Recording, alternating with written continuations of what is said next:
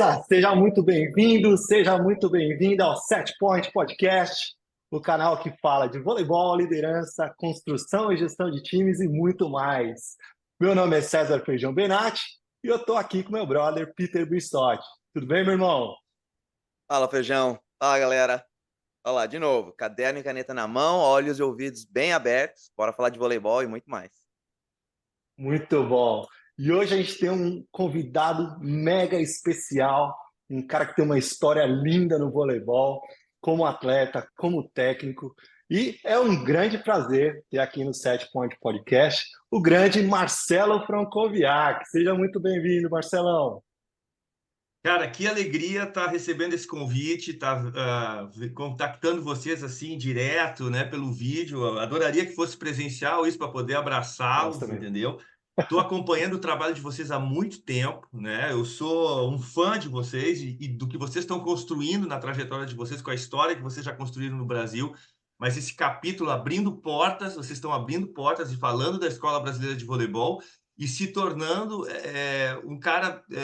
os caras que, como eu, precisam sair às vezes, né? E beber de outra água, de outra fonte, para desenvolver todo o seu potencial. Então, parabéns pelo podcast, parabéns por essa iniciativa, parabéns pelo trabalho que vocês estão fazendo, e eu estou muito feliz de estar aqui com vocês. Porra, que honra, Marcelo. É muito, muito legal para a gente ouvir palavras de um cara que tem uma história maravilhosa no voleibol, que tem tanto sucesso no voleibol, como teve tanto sucesso como atleta, como técnico. Para a gente é realmente uma honra ouvir isso de você. Obrigado mesmo. Obrigado, obrigado. E a gente vai falar mais sobre isso no decorrer do episódio. Mas primeiro, vamos lá, eu vou dar um breve resumo aqui do currículo do Marcelo, que assim como outros convidados que a gente já teve aqui, Peter, é muito, muito extenso e super vitorioso.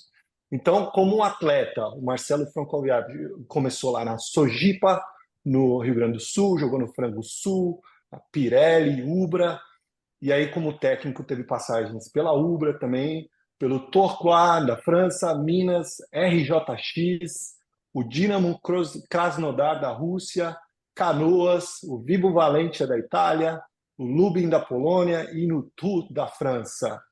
E teve passagem também pela seleção brasileira e pela seleção da Eslovênia.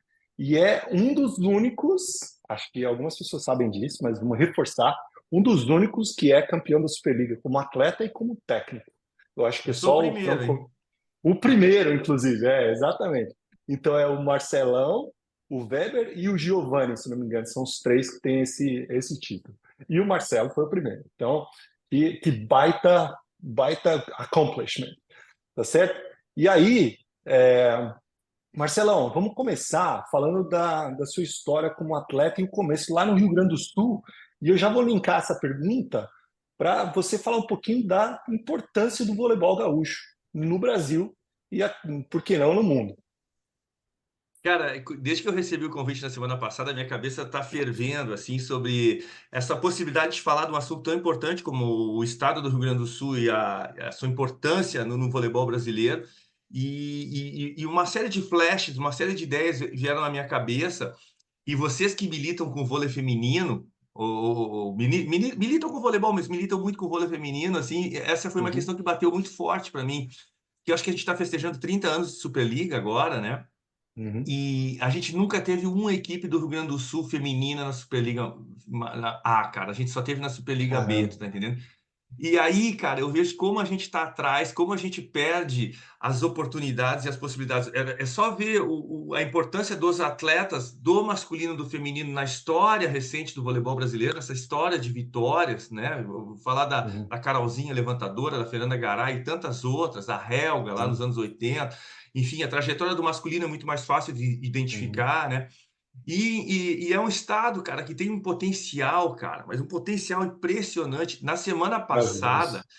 Na semana passada eu visitei um amigo meu em Santa Cruz, que é um abnegado como vocês, que é professor de educação física da escola Mauá, em Santa Cruz do Sul, e que foi atleta da seleção brasileira, o Luciano Chagas da Silveira. O filho dele joga profissional, o Vini Lerche, chegou a jogar em São Bernardo, tá lá pela Europa. E o projeto dele é tão bacana, cara, tão bacana, tá entendendo? E eu fui assistir o treino dos garotos com menos de 17 anos, cara.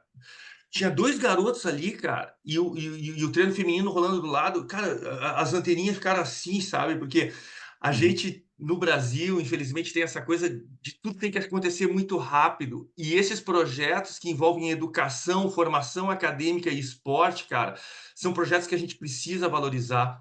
E vocês estão vivendo isso na pele nos Estados Unidos, e eu vivo Uhum. isso na Europa, onde o termo aspirante ele é dado para jogadores até 23 anos que ainda não completaram a sua formação acadêmica, tá entendendo? Então, parte do pressuposto nesses países, né, que valorizam um pouco mais a educação e que valorizam a formação esportiva, de que o ser humano com um percurso acadêmico, ele vai ser melhor em todas as áreas, inclusive no esporte, Uhum. né? Sim. E, e aí eu vi esses 2 garotos lá, cara. Eu liguei pro Diogo no final de semana, porque eu estava ouvindo o podcast, gravação com o Diogo, eu falei, Diogo, tu tem que. Esse meu o Luciano, ele tem que manter contato contigo, cara, e fazer uma ponte, porque tem um material humano ali, cara. Meninas de 1,90, cara, meninos de 2 metros com 17 anos, é um negócio assim, que Uau. eu vou passar o link para vocês, para vocês contactarem. Aí E ele vai, trabalha. vai dar briga aqui, porque não é para mandar só pro Diogo, não, viu, Diogo Silva? Para mandar para gente aqui também na LMU, Cara, para Giovana lá em Bakersfield. arroba pro nosso vôlei, projeto lá do Colégio Mauá, enfim. E Legal. aí, cara, a minha formação no Rio Grande do Sul é uma formação de um cara que sempre quis fazer esporte. Sempre quis fazer esporte. Eu sou um apaixonado pelo esporte, tá entendendo? Eu acho que se eu não tivesse sido jogador profissional, eu ia ser daqueles caras que faz corrida amadora e que ia fazer competição amadora de futebol, de handebol, de qualquer coisa, tá entendendo? Eu adoro contar história, eu adoro contar histórias, tá entendendo? E a minha paixão pelo voleibol e a minha paixão pelo esporte, ela vem de muitas histórias que eu vivi. De morar ao lado do campinho de areião do Colégio Dom Bosco, salesiano, em Porto Alegre, e pedir a cada final de ano, numa família muito humilde, o único presente que eu poderia ter, que era uma bola. E essa bola tinha que durar o ano inteiro, entendeu? Para poder ganhar uma nova bola no Natal do ano seguinte, etc. Então, todas as oportunidades que eu tive para exercer atividade física, para jogar bola, para jogar basquete, para jogar handebol, para jogar futebol, para jogar vôlei. E quando aconteceu a coisa do vôlei nos anos 80 e da geração que eu acho que é maravilhosa e que chamam de geração de prata, eu acho um pouco triste chamar só de geração de prata, porque é uma geração impressionante, tá entendendo? Com um trabalho de longuíssimo prazo que a CBV fez para chegar naquele momento. É, aquilo ali, eu era magrelo, grande, meu irmão começou a jogar bem na escola, eu falei que eu quero fazer esse negócio. E aí fiz um teste para a Sojipa e naquela época, cara, a gente não era associado, assim, tinha que esperar na entrada para o professor fazer a gente entrar, um clube burguês e rico como Pinheiros, como Paulistano, enfim, vocês conhecem bem a realidade como Minas, e, cara, aquilo ali eu acho que salvou a minha vida, sinceramente, porque a partir dali eu tive bolsas em boas escolas e eu pude me espelhar em grandes caras do voleibol dessa geração de prata aí, e tive a oportunidade, na sequência, de jogar contra esses caras, e eu me encontrei numa coisa que eu amava fazer e que eu lutei muito para estar dentro. Cara, que história maravilhosa. E, pô, você tinha tantos amigos ali, né? O Rio Grande do Sul é tão rico em relação a esporte, em relação a desenvolver a molecada, até hoje, né? Talvez hoje um pouquinho menos, eu não sei nem dizer se hoje um pouquinho menos. Mas aí você entrou nesse âmbito profissional.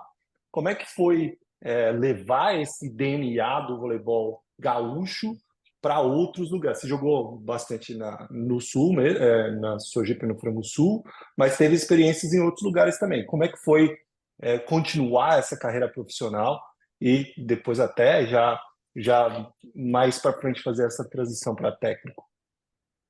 A Sojipa ela tinha uma história já que era muito bacana de produzir muitos jogadores de altíssimo nível. Então, por exemplo, um pouco antes da minha chegada ali na Sojipa, o Renan tinha saído fora, formado na Sojipa, o Paulo Uhum. Roese, o Oh, Marcos esse Vinícius craque. Freire e o Paulão, campeão Uhum. olímpico, campeões e vice-campeões olímpicos aí nessa leva, e Uhum. jogadores olímpicos todos.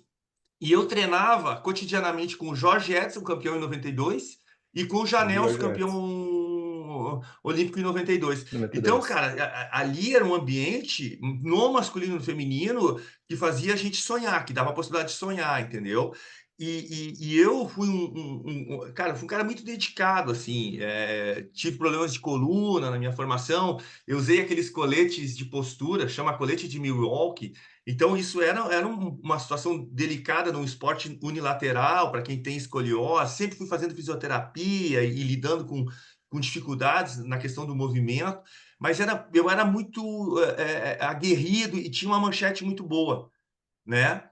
Então, assim, eu era aquele cara que compunha bem a quadra, e isso fez com que eu integrasse essas equipes com menos qualidade técnica e física desses caras todos aí que eu citei, mas e era muito guerreiro, literalmente com uma personalidade forte, né? Então, joguei de levantador no início, no infantil, depois joguei de central na escola, mas sempre com essa ideia da manchete e do jogo, a partir da construção do jogo. Isso é uma coisa que sempre me interessou muito, né? O voleibol Legal. nada mais é de que um esporte onde você envia a bola sobre a rede para o adversário e tenta não deixar cair do teu lado.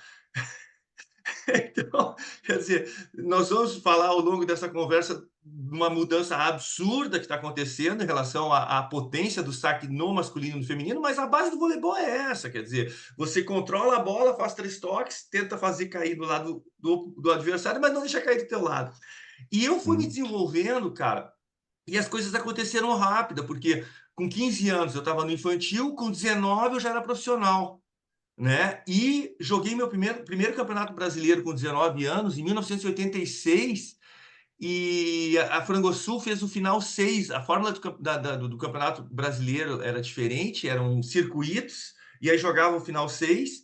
E eu tive a oportunidade de jogar já contra Xandó, contra Montanaro, contra Bernard, cara, contra Pelé. Aquilo ali foi assim, porra, 2 anos atrás eu estava torcendo para aqueles caras e eu estava jogando Admirando. contra, entendeu? Uhum. E, Uhum. tem uma coisa que aconteceu na minha vida, que eu já vou adiantar no No roteiro que roteiro. vocês me Uhum. fizeram. Tem uma história assim que é fundamental e eu vou contar ela agora. Já vou quebrar um pouco o ritmo da conversa, que é o seguinte: Tudo certo. na Sojipa tinha um vôlei feminino muito forte quando eu cheguei, muito forte. E o vôlei masculino estava em baixa porque Renan tinha ido embora, Paulo Reis tinha ido embora, Paulão, alguns. Então a gente tomava muita porrada, tomava muita porrada. E tinha um treinador do feminino, que era o Carlos Alberto Costa, que fazia parte da Comissão Técnica da Seleção Brasileira e que foi campeão mundial no primeiro título mundial do Brasil, que foi a seleção da Fernanda Venturini, em Sim. 1987. Né? Uhum. Ele fazia parte dessa comissão técnica. Aí um dia, do nada, eu cheguei para ele, eu já tinha feito os campeonatos brasileiros de seleções que o Rio Grande do Sul, tinha jogado bem, achava que merecia uma convocação, nunca fui convocado, quer dizer, o Porto Alegre sempre foi longe demais das capitais. Quando eu vi as convocações, eu já tinha 1,96, era grande, era habilidoso, via jogadores que eu achava que tinham o meu nível abaixo de mim, que eram convocados, mas nunca fui convocado. E aí eu cheguei para o Betão e falei, cara, tu me dá 5 minutos do teu tempo, e ele me olhou assim, nem sabia, era um gurizão. Eu falei, cara, o que que tu acha de mim, assim? Tu já me viu jogar e tudo? Ele falou, eu te vi jogar tudo. Ele falou, e eu falei, cara, eu sonho com a seleção brasileira como jogador. E ele falou, cara, eu acho, assim direto, eu acho que a seleção brasileira para ti como jogador é um sonho muito alto, entendeu? Mas não te impede de ter sonhos, de ter objetivos. Então, o que dentro das tuas características, das tuas qualidades, e isso é um exemplo de liderança, cara, que ele for, que eu digo para esse cara, toda vez que eu encontro com ele, ele fica, pô, Marcelo, tu tá me constrangindo, mas ele foi fundamental naquilo que eu construí, porque ele disse, tenta o máximo que tu puder com as ferramentas que você tem, entendeu? E aí, cara, se for tá entre os melhores, é isso que você tem que lutar, cara, você tem que lutar. E aí, Feijão e Peter, eu lutei, cara, para estar sempre entre os melhores times que disputavam as ligas por onde eu joguei, entendeu? E eu fiz 9 semifinais de campeonatos brasileiros, fiz 8 finais de campeonatos brasileiros, fiz tricampeão como jogador, bicampeão como treinador, entendeu? Na Superliga. Quer dizer, eu sempre tive entre os 4 primeiros, cara, sabe? E isso para mim foi uma coisa fundamental. E nem sempre como titular. muitas vezes como bancário, mas aquele bancário que na hora do 14 a 14, que tinha uma manchete boa, o treinador ele falou: ô meu, vem, entra aí e faz teu comercial, entendeu? Então, assim, eu sempre tive uma paixão pelo esporte. Eu descobri o voleibol através do meu irmão André, que me colocou e que era um cara que deveria ter jogado profissionalmente, mas acabou fazendo outras opções na vida dele. E eu encontrei pessoas que, de alguma forma, me orientaram para chegar no alto rendimento.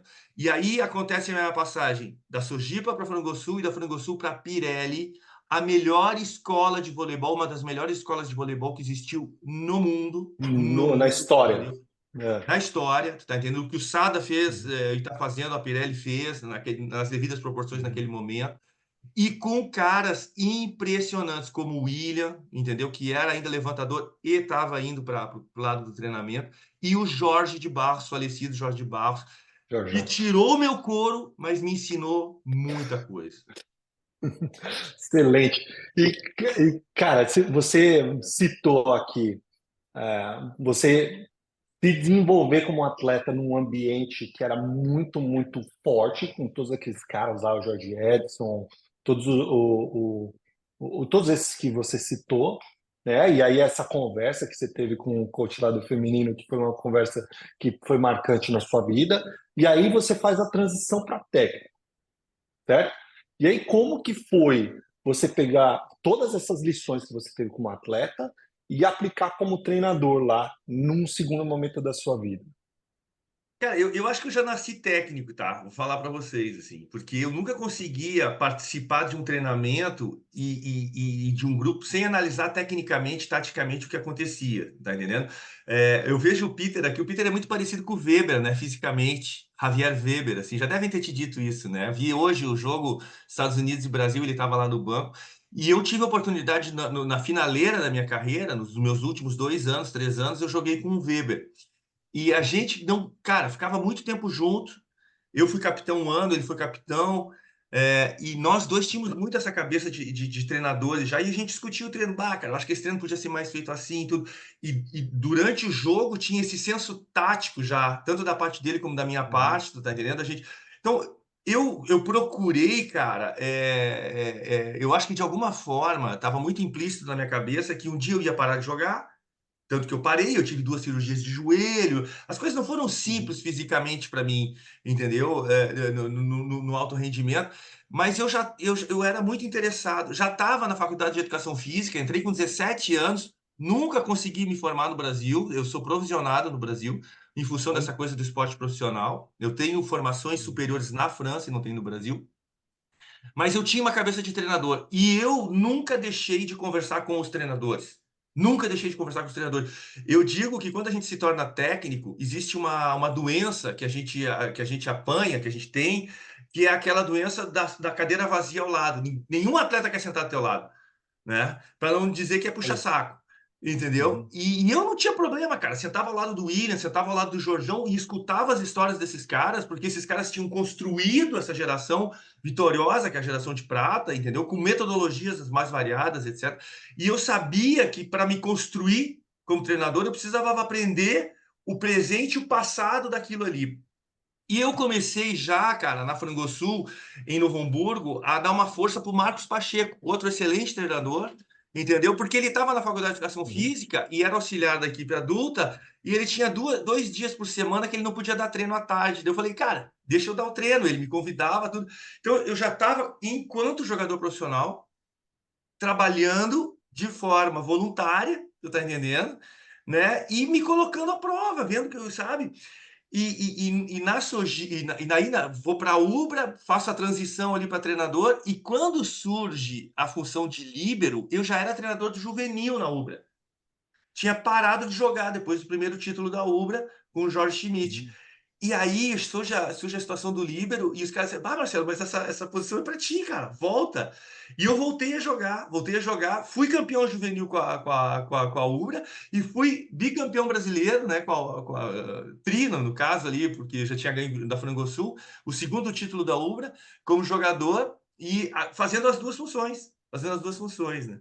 Entendeu? Então, eu acho, Feijão e Peter, que eu já nasci treinador, com esse olho do treinador, com essa vontade de analisar o jogo, e depois foi uma série de coisas que aconteceram onde eu realmente me interessei pela questão pedagógica, entendeu? E pela minha formação, porque é muito diferente você ser um ex-jogador que treina ou você simplesmente tentar ser um treinador, professor que ensina.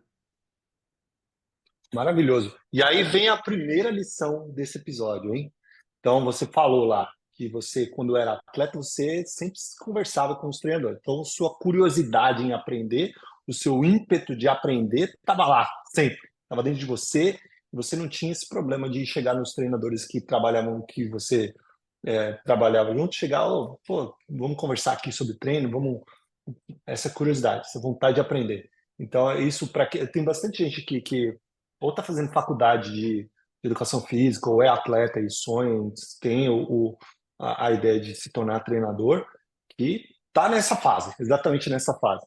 Pô, tô jogando, não sei se vou ter um futuro profissional, mas eu vislumbro uma carreira como técnico. Então, cara, ouça o Marcelo Francoviac aí, ó, o cara que teve tanto sucesso. Cara, vocês dois estão assim. Esse episódio do Diogo me tocou muito, entendeu? Porque ele fala da questão do voluntariado. O Peter reforçou isso, você reforçou Exato. isso, tá entendendo? Uhum. Toda a oportunidade que eu tive enquanto eu era jogador, cara, ainda não profissional, por exemplo, que no Rio Grande do Sul vinha a seleção brasileira, ou tinha um torneio com a Atlântica Boa Vista, com o Sul Brasileiro, etc. Cara, eu ia assistir os treinos, eu ia lá, eu era aquele cara que estava lá tentando entrar, deixa eu ver, deixa eu ver. Eu tenho memórias, cara, memórias do Bebeto dando treino, cara. Entendeu? Eu tenho memórias, cara, do Duda dando treino pro Sul-Brasileiro, que é um outro grande treinador da Sim, o história do Duda. voleibol brasileiro. Uhum. E isso, cara, assim, jogos, cara, que eu guardo, eu tenho escalação na cabeça. Com 15 anos de idade, eu falo a escalação, porque aquilo ali, Maravilhoso. cara, era uma coisa que falava muito alto para mim, entendeu? Placar das Olimpíadas, quem o Brasil jogou, quem o Brasil cruzou, porque não tinha hora para acordar. Como eu acordei hoje cedo, eu acordei de semana passada para assistir Brasil e Polônia às 4 horas da manhã aqui no Brasil, entendeu? Eu já fazia isso com 14, 13, 14, 15 anos. Então, de alguma forma, cara, o que eu tento fazer hoje é criar um equilíbrio entre essa paixão intrínseca que eu sempre tive, tu tá entendendo? E Uhum. essa responsabilidade e essa paixão adulta, madura, que está se tornando, tô me tornando um treinador experiente, tá entendendo? Mas eu não posso perder essa fuga e essa paixão, Essência. essa essência, exatamente, tu tá entendendo?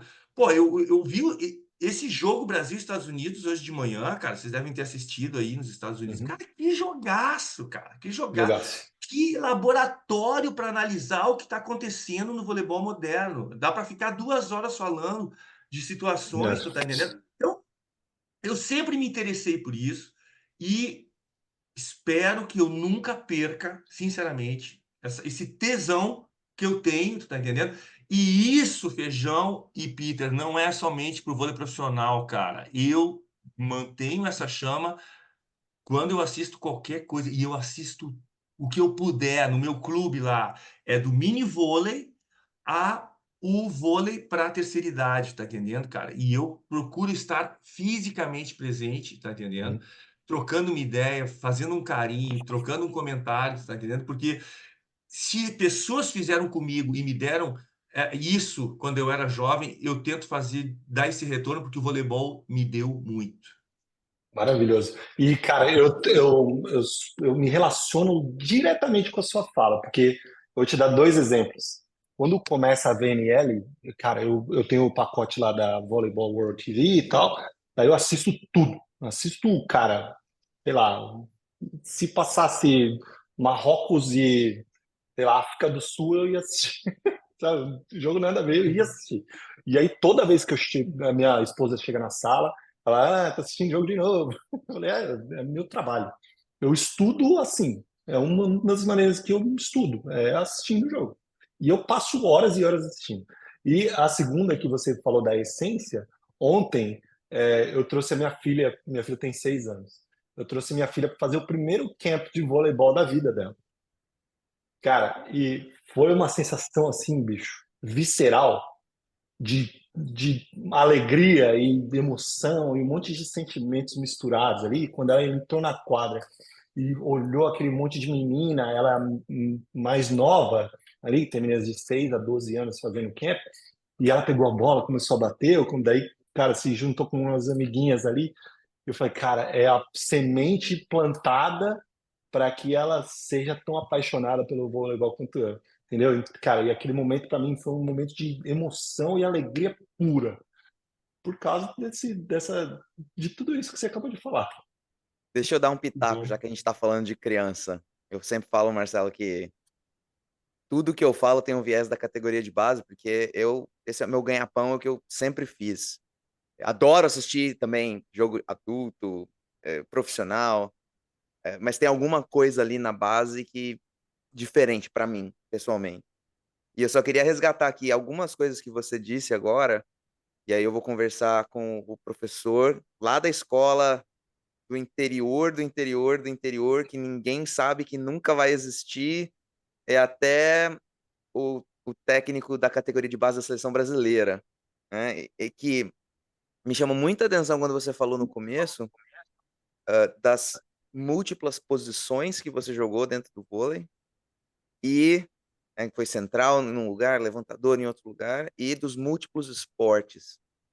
E aqui nos Estados Unidos, a gente tem muita especialização precoce, de posição mesmo. Então eu já cheguei aí em competição de U10, U11, tinha líbero central, levantador, e só toca na bola de um jeito. E, e eu vejo muitos adultos super, super orgulhosos. Olha, minha líbero, tem 9 anos a criança.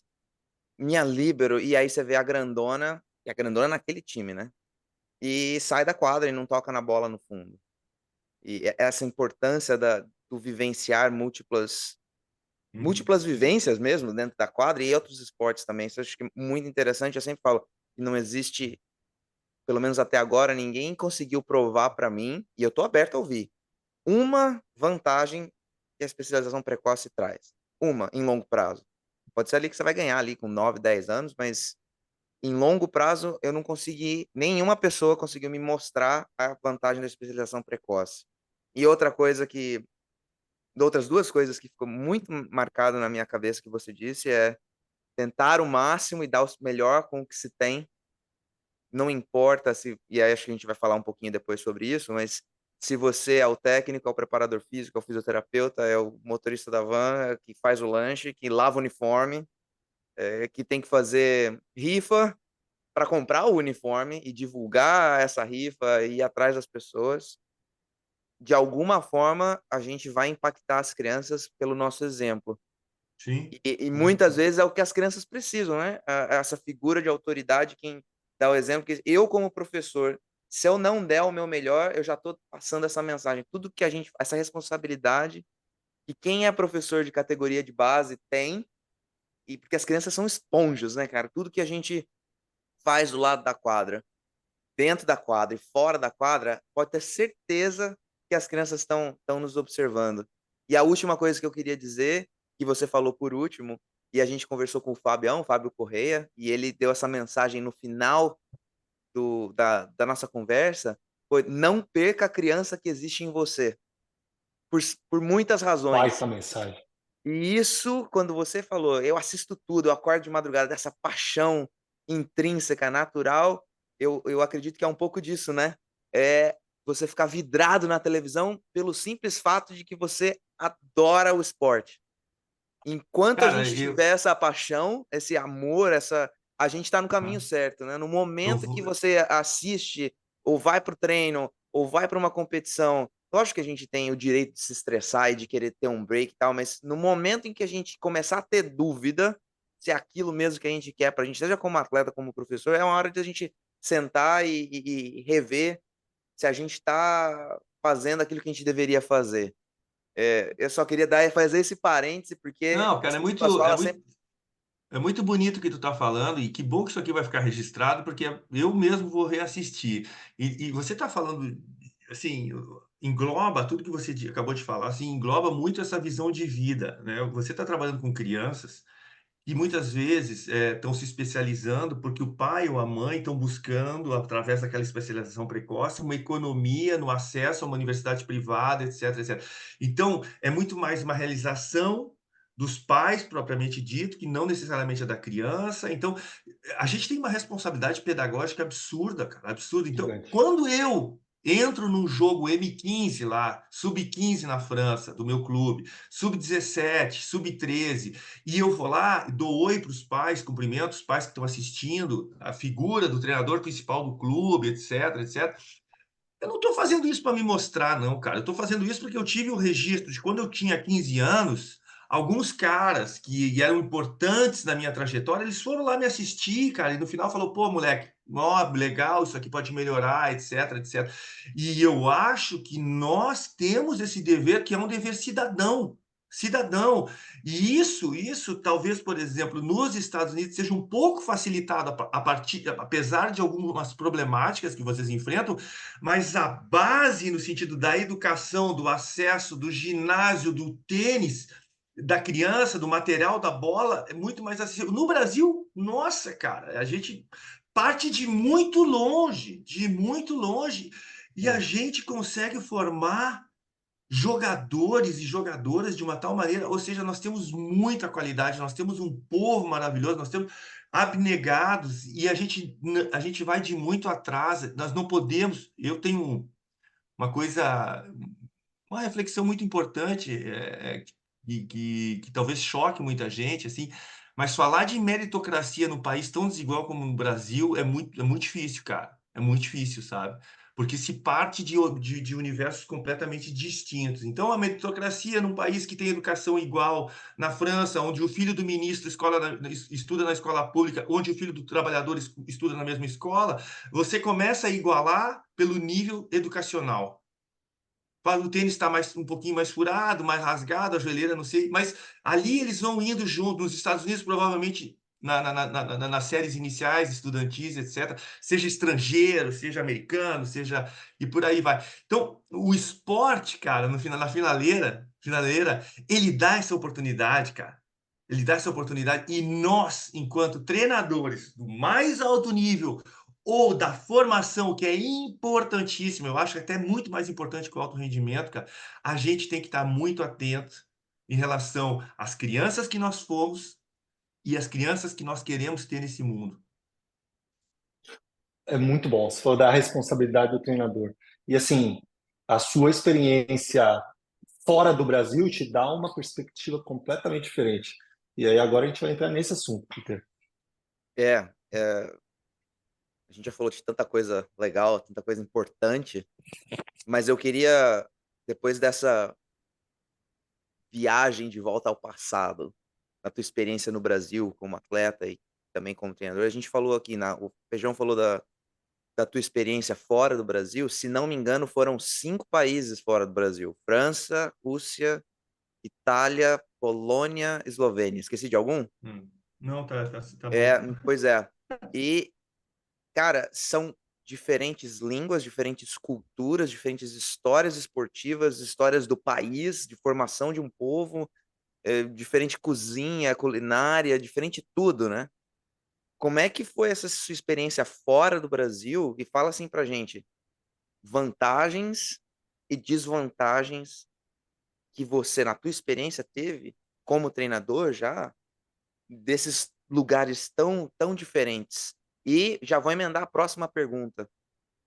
Depois de você fazer essa comparação entre vantagens e desvantagens, e aí a gente tem que voltar para os nossos professores e técnicos do Brasil. O que nós, brasileiros, como professores, mas também como atletas e como cidadãos, a gente pode aprender com esses técnicos e essas escolas de outros países?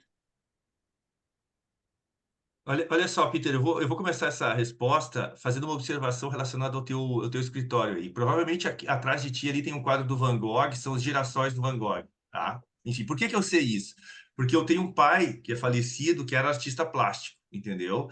E ele com a minha mãe, numa família muito humilde, eles conseguiram dar essa ideia de que o mundo não era só onde o nosso pé está. Ele pode ser onde vai nosso coração e nossa mente. Então, meu pai, ele era um grande pintor, um grande pintor, e a minha mãe, uma grande mãe que aguentava a parada de um artista meio maluco que ele era também, entendeu? Mas meu pai mostrava, ó, isso aqui é Van Gogh, isso aqui é Monet, isso aqui é Manet, e essa abertura em casa, e a minha mãe muito leitora, acabou se tornando professora de letras e tudo, essa abertura para o mundo fez com que eu tivesse, a partir do voleibol, uma vontade muito grande também de conhecer outras coisas, entendeu? Então, naqueles mundiais dos anos 80 ali, eu ouvi o Paulo Russo falava russo, falei, porra, bacana. Eu já sabia que o Moreno tinha feito estágio no Japão, que o Zé tinha ido para o Japão, que o William tinha ido para o Japão, que a CBV tinha criado essa ideia do intercâmbio para fazer que a escola japonesa fosse a referência para a escola brasileira, e foi uma baita de uma coisa certa que o Nussmann fez, né? Então, eu sempre tive essa coisa para o mundo. E aí, adolescente, comecei a me interessar pela língua francesa, sempre achei uma língua muito bonita, sou um cara super musical como Feijão, toco minha guitarra, meu violãozinho ali, e fiquei com vontade, fiquei com aquela coceira, cara, eu quero conhecer outra coisa, eu quero conhecer outra coisa, entendeu? E quando surgiu a oportunidade, cara, eu fui de mala e cuia para a França, entendeu? 2004, falei com a minha esposa Maura, que foi uma guerreira, uma impressionante, porque nós tínhamos um filho de 7 anos e um bebê de 3 meses, e eu estava cheio de proposta no Brasil. Eu tinha acabado de fazer 2 finais de Superliga, uma como campeão, uma como vice. Recebi proposta do Banespa, recebi proposta de continuidade na Ubra, etc. Eu falei, cara, eu vou sair da minha zona de conforto, vou me confrontar com outras culturas e vou integrar coisas na minha carreira. E talvez, provavelmente, Peter e Feijão, foi a melhor coisa que eu fiz na minha vida, mesmo tendo perdido muitas oportunidades no Brasil, porque hoje eu não tenho mercado no Brasil. Eu não tenho mercado no Brasil, não é porque eu não me considero capaz, é porque não tem mercado no Brasil. Tem excelentes treinadores dirigindo as principais equipes e eu não consigo pagar minhas contas se eu não for contratado por.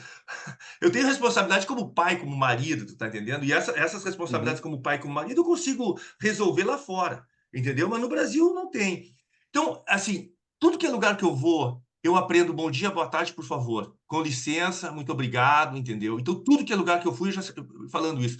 Eu falo inglês básico, entendeu? Que me permite dar treino e me comunicar com as pessoas. E eu sempre me interessei pela história e pela cultura local. Em todos os lugares que eu fui. Um pouco sobre a culinária, etc.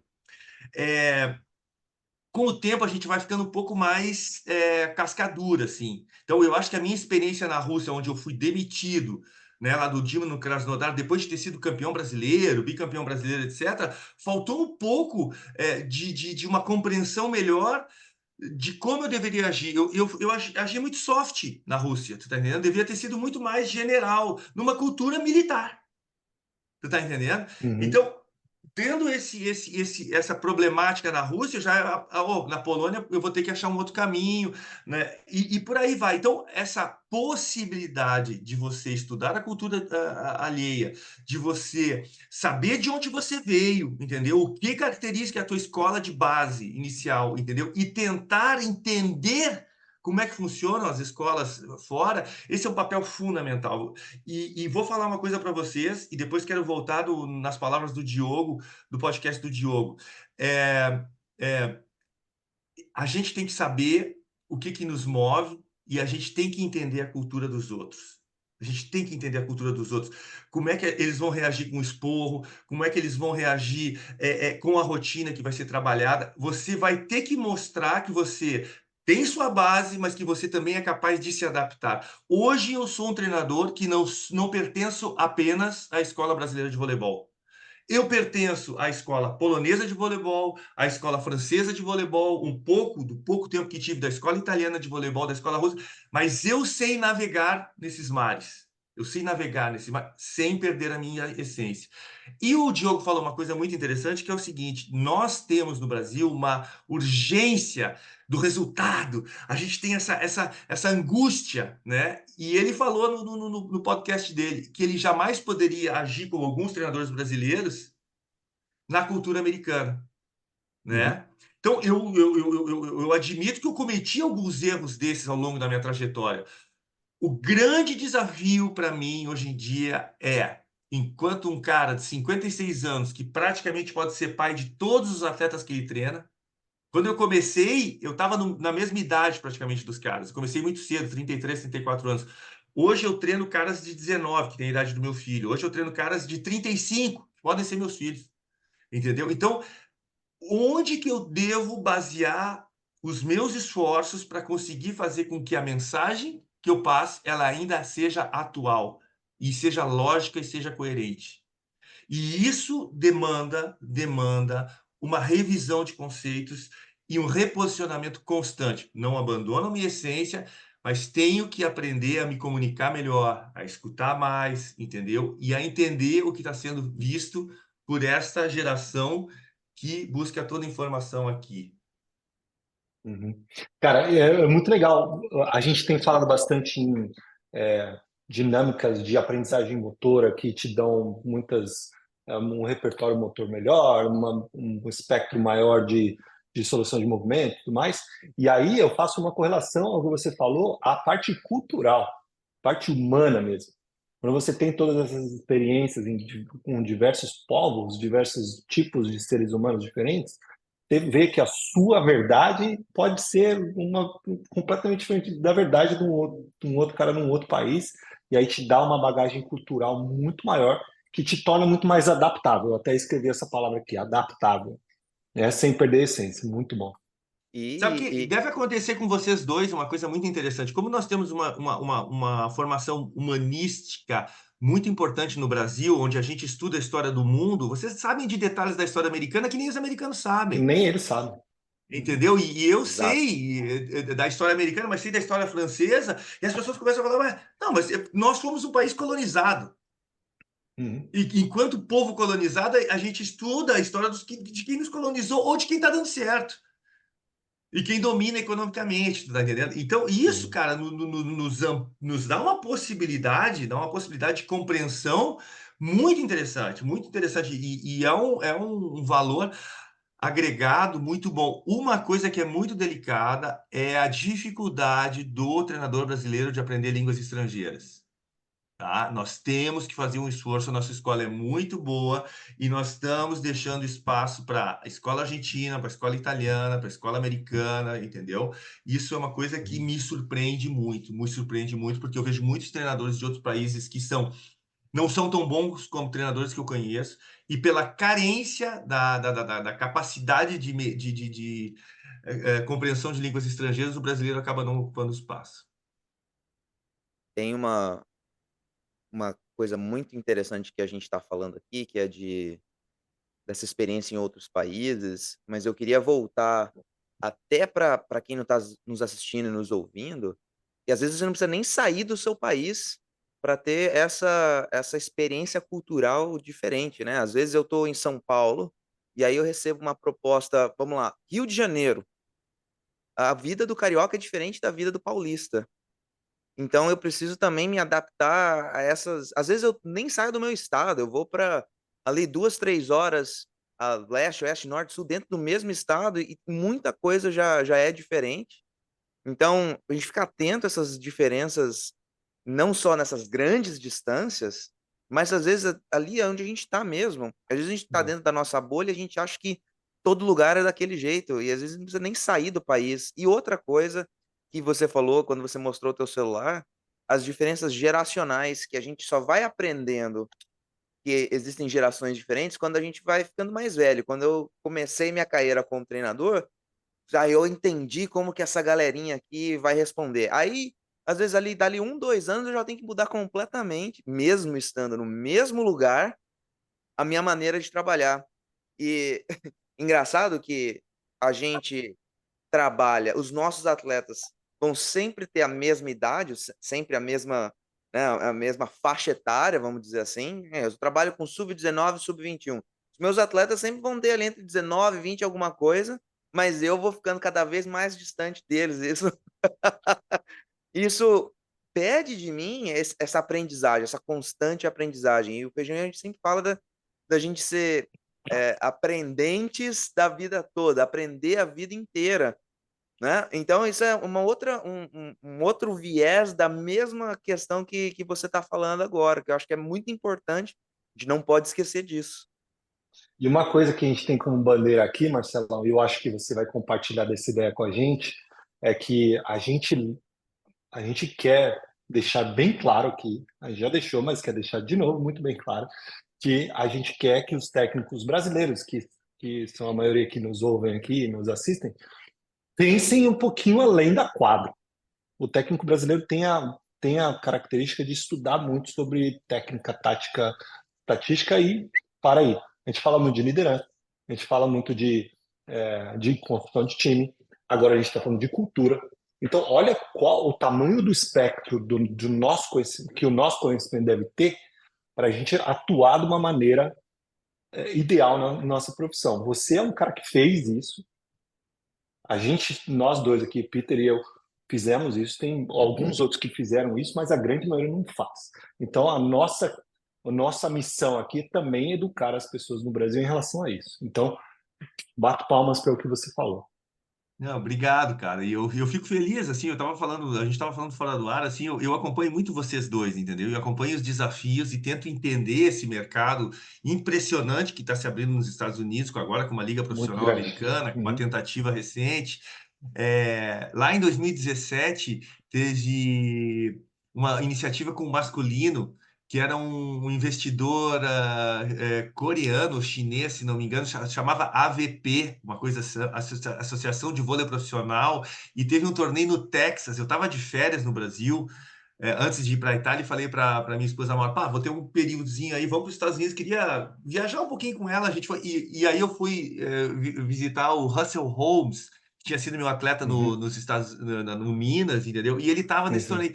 O cara era um investidor que estava querendo mobilizar uma liga profissional, né? Ele conseguiu times semi-profissionais, meteu uma grana e o cara já criou uma ideia de transmissão direto para a Ásia. Ele tinha um contato com a ESPN Ásia e aí ele fez.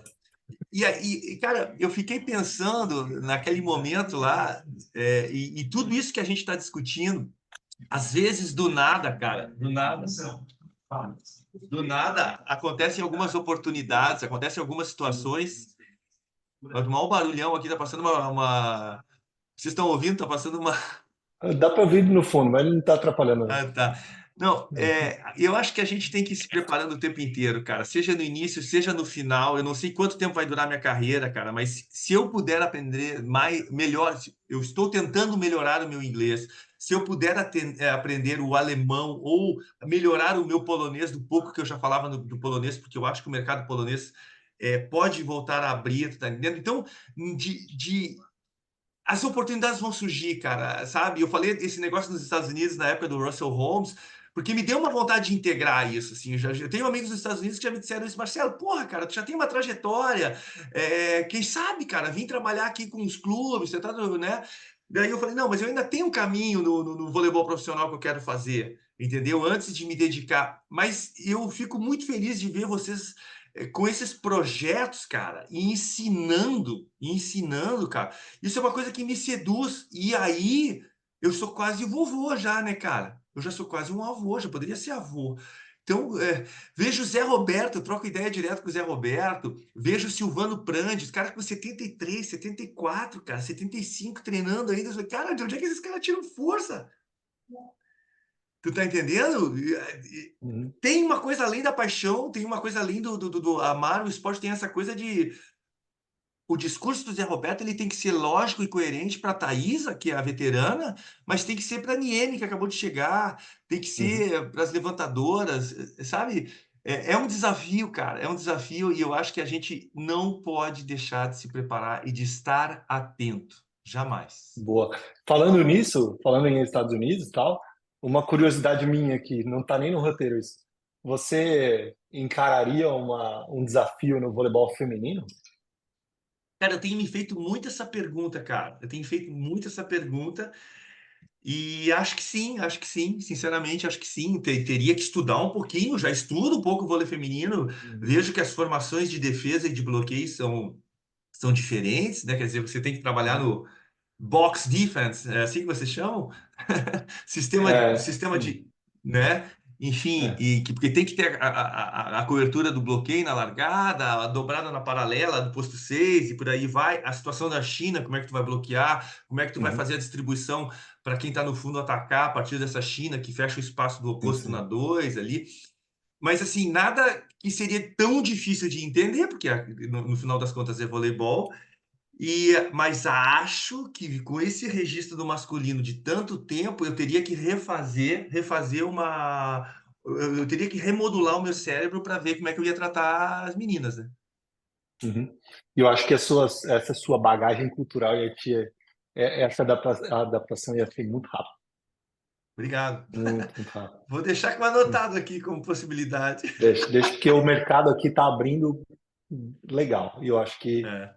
vai crescer bastante nos próximos anos. Encaixa bem um Marcelo Francoviac aqui, né?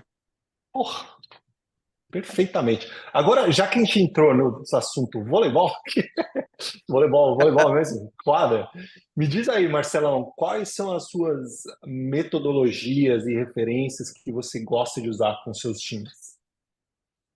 Cara, eu acredito muito no desenvolvimento técnico do jogador, tá entendendo? Uhum, Eu acho que isso é um pilar fundamental. Então, no nível que eu trabalho, eu já pego os caras com uma bagagem técnica de formação, onde eu não vou conseguir desenvolver o que está ancorado no cérebro, no desenvolvimento motor desse cara, tá entendendo? Mas eu posso criar algumas adaptações.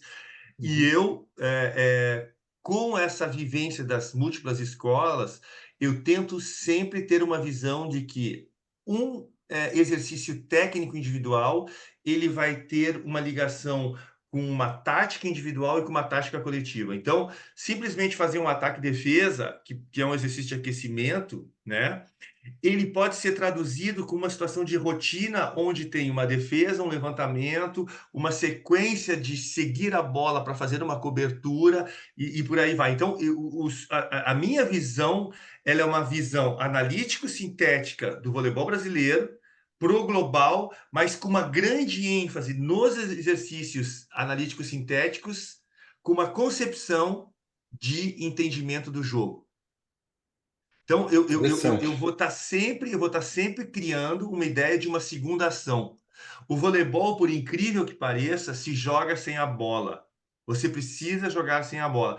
Você está envolvido na recepção. Você se apresenta para atacar uma bola no fundo, meio a pipe. O levantador decide por levantar a bola para o central, para o oposto na saída ou para o ponteiro na 4. Eu, que não ataquei a pipe, sou um dos primeiros a chegar na cobertura. E na violência que está o jogo hoje em dia, na agressividade, na potência física do masculino, você precisa criar a consciência, até no jogador mais duro e mais descoordenado, que ele precisa ocupar o espaço. Então, eu crio as sequências de exercício com muitas rotinas, onde o jogador, mesmo sem perceber, ele está fazendo alguma coisa e eu estou meio que adestrando no bom sentido para que aquilo que ele está fazendo tecnicamente vai estar inserido na realidade do jogo no segundo passo.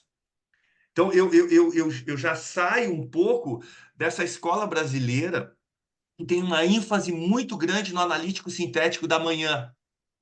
Entendeu? Se eu for fazer um treinamento analítico e sintético da manhã, eu vou colocar mesa, eu vou colocar exercício técnico de defesa, mas eu vou colocar o cara fazendo uma situação de defesa e tendo uma situação para ele ir para cobertura, tendo uma situação para ele fazer um levantamento.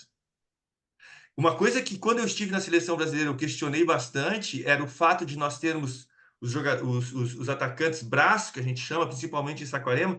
Se bem que, da época que eu tive em Saquarema com o Renan, as vacas estavam muito magras, então eu e os outros auxiliares, a gente subia na mesa, porque não tinha dinheiro para contratar os braços. Me parece que a CBV vive um outro momento financeiro hoje em dia. Eu, subindo para a mesa, não atacava somente na manchete.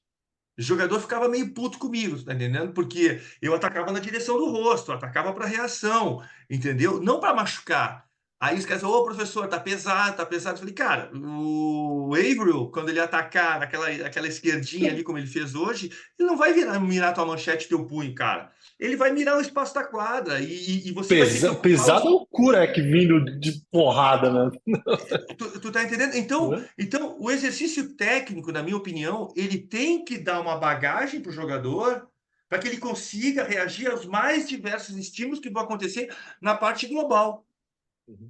né? E eu gosto muito de usar a questão das percepções. Nós vamos estar fazendo um trabalho técnico de recepção a partir do caixote e a partir do canhão, entendeu? Então, cada um na sua, vamos centralizar e em determinado momento eu vou criar a inserção no sistema tático, ou seja, nós vamos estar dobrando para a esquerda, nós vamos estar dobrando para a direita, e eu preciso bater nessa tecla. Eu preciso bater nessa tecla, porque se eu tiver o defalco na frente, que é capaz de sacar 130 km por hora, entendeu?